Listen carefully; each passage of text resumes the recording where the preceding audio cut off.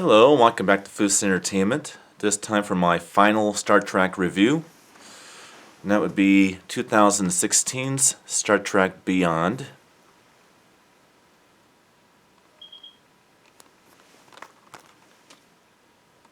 This is, of course, the 3D version of the film, and my preferred version. Unlike Star Trek Into Darkness, the 3D in this movie is very, very good. It's more like a real 3D experience, which I definitely enjoyed a lot. This is my favorite Star Trek movie. Like I said, it was a toss-up between Star Trek Into Darkness and Star Trek Beyond with this, but I would say that this is my absolute number one favorite Star Trek movie out of all of the films.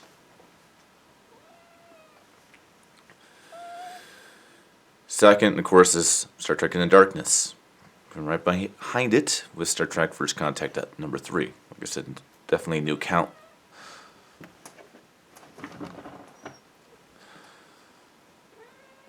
But why do I like it so much?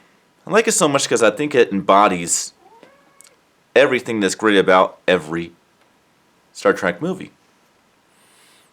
Or I say series of movies. Because of the fact that there's almost 3 different classes of Star Trek movies. There's the darker, more action adventure movies, and then there's the more philosophical and delectable movies that make you question things, and then there's the character-driven Star Trek movie, in which it's all about character development and perks like that.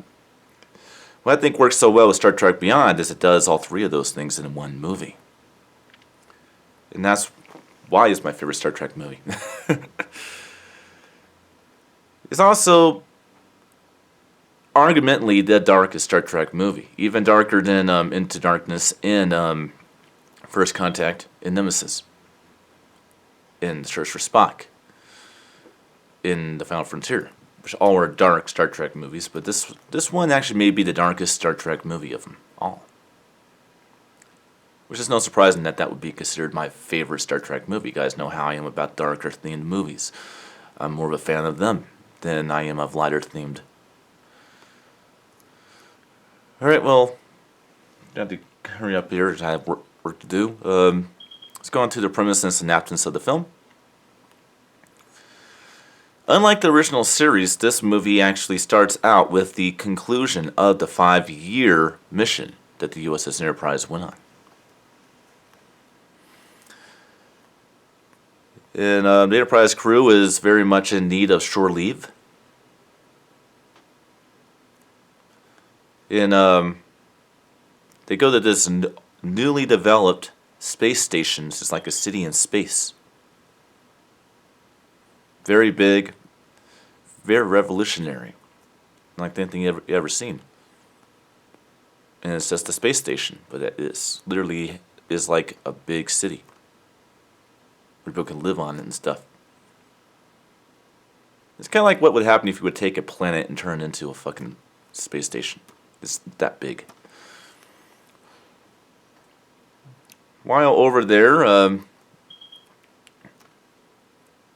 Starfleet representatives in management receive a distress call from a rogue vessel that's going through their defenses, and they take it in and hear a story about a planet that's under siege by a militia, and so the Enterprise is sent out to investigate. Upon doing so, the Enterprise is quite literally destroyed, ripped to pieces. So yeah, this is the last time we will ever see the USS Enterprise 1701 in these movies. And we'll get to that. But while this is happening, the Enterprise is infiltrated by our villain. I never did tell you what species they actually were in this movie, at least I don't think they did. I can tell you what they were, but that would be giving too much away too quickly here. So let's continue. And it seems that they're after this artifact that the Enterprise came across on their last negotiation with the treaty between two rival alien species. And this artifact actually has power applications that this villain wants. Kirk discovering that at the end actually hides it, so they can't get to it before the ship is completely abandoned. Prisoners are taken from the villain, which of course will include Sulu and Uhura.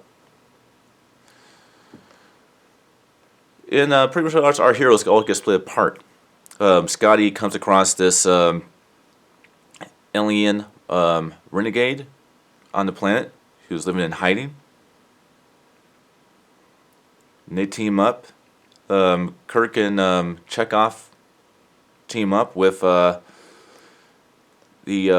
alien. He was in distress that needed their help. They came in a rogue ship just to find out that it was all a coup. And she was a part of it.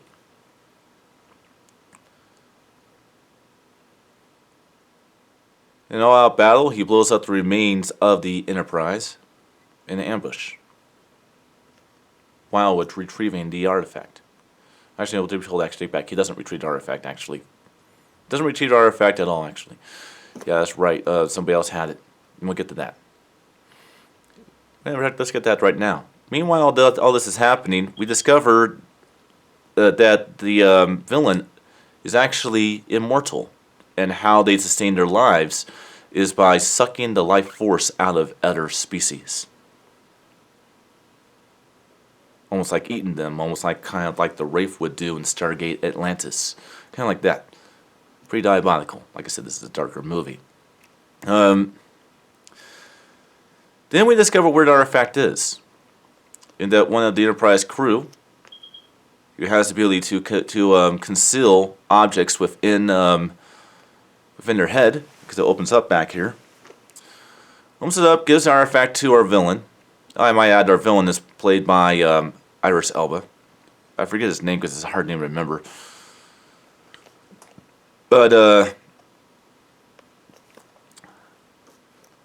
he uses this weapon and tests the weapon on the person who was hiding the artifact by trapping the person into the room, and then supposedly this artifact powers this weapon of sort that literally has the ability to disintegrate at the molecular level. And pretty much disintegrates our innocent bystander into atoms and dust particles.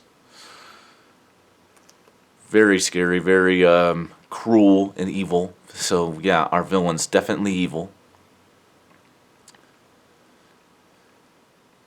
And then Scotty, with his new friend, actually discovers a ship that has been considered lost in space for about 120 fucking years, and that would be, and I forgot the name of the ship, but it's a long lost Federation ship.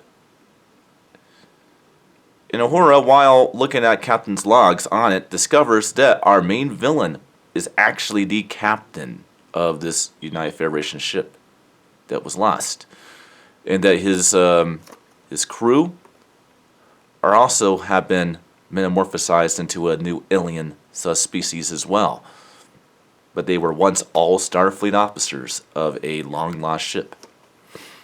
And our villain's main purpose is actually to destroy the Federation and to destroy Earth with this new ultimate weapon they need the artifact for. With the help of Scotty, Chekhov, and Kirk, they team up with all of our friends, Bones, Spock, everybody, and basically start up the old ship and chase after the Yamada that took down the Enterprise that's on their way to take out the space station and eventually Earth with this mass weapon of destruction. They sabotaged these little vehicles that tore up the Enterprise, which actually act on a symbiotic relationship with each other. And they do it by putting out ultra-high frequency sound waves with a Beastie Boys song from the 21st century called Sabotage. And it's a trailer for the movie. And it throws these vehicles off, and they all destroy themselves, and they all blow up and stuff. So I think it's kind of cool. There's a big battle in Zero Gravity between Kirk and our main villain. The main villain loses the battle and gets vacuumed out into space. It's the only time I actually get to see Idris Elba pretty much looking like Idris Elba in the movie is during that sequence. But it's a very like old-fashioned Kirk versus villain fight like you would see in the original series. Like I said, this has a lot of everything that goes towards what makes Star Trek in one movie, and that's why it works so well. Now, Kirk obviously turns down the promotion to Admiral, and we get introduced to the NCC 1701 Alpha USS Enterprise. Now here's where the controversy comes in with these movies. Due to development hell,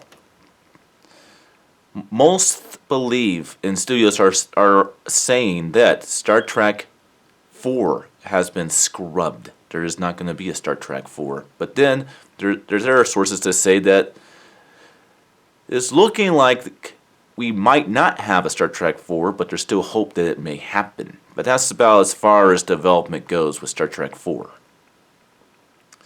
I hope it does happen because these films are great in my opinion, and then they should make more of them. So let's hope it does happen.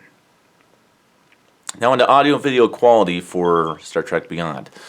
This one is the first one and only one to be in Dolby Atmos. And it looks like it was a 4K scan on the 2K mastered version of the movie. It still does have that J.J. Abrams type of effect with the screen, with the cameras, where you have like muscle flashes and stuff like that, giving it a little bit of a character. Within the filming of the movie, that still is there, but is not as much to a degree. He did not direct this one, believe it or not. Justin Lin, the director of the 4th, 5th, 6th... Actually, no, don't take it back. The 3rd, 4th, 5th, 6th, 7th, and 8th Fast and Furious movies. Or maybe he just directed this 3 of them, but... our current director of the Fast and Furious movies is the guy who directed this. I actually did review this movie yesterday, but then I screwed up on that director. I thought it was James Wan who did it, and he didn't, so I had to re-review this movie. So I get that right. And it really does have a high, fast-paced action-adventure-like way of being filmed, so we can definitely tell that it was filmed more as an action movie, and then that kind of works out well for it. Very much warm and digital-looking, but there is points of cool temperatures within the movie, too. But it is more of a warm, digital-looking movie, which is no surprise, considering the fact that the director of the Fast and Furious films, at least good quantity of them, directed this movie, and those films have always been very warm and very digital looking. Audio. The Dolby Atmos track in this movie is amazing. Very, very dramatic, very, very exciting. Really good use on the 5.1 level. Of course, it is designed for a 7.1 or higher level, with the 6 and 7 speaker being above you. But it still does pack quite a good punch on a 5.1 configuration. Makes good use of surround speakers in stereo mixes, and central mono mix and amplified mix, and it really does play out real well. And well, that's pretty much my thoughts and review on Star Trek Beyond from 2016. So we have 3 seconds left. What's my favorite franchise? Star Wars or Star Trek? Well, I can tell you right now, I cannot choose between Star Wars and Star Trek because they're both brilliant.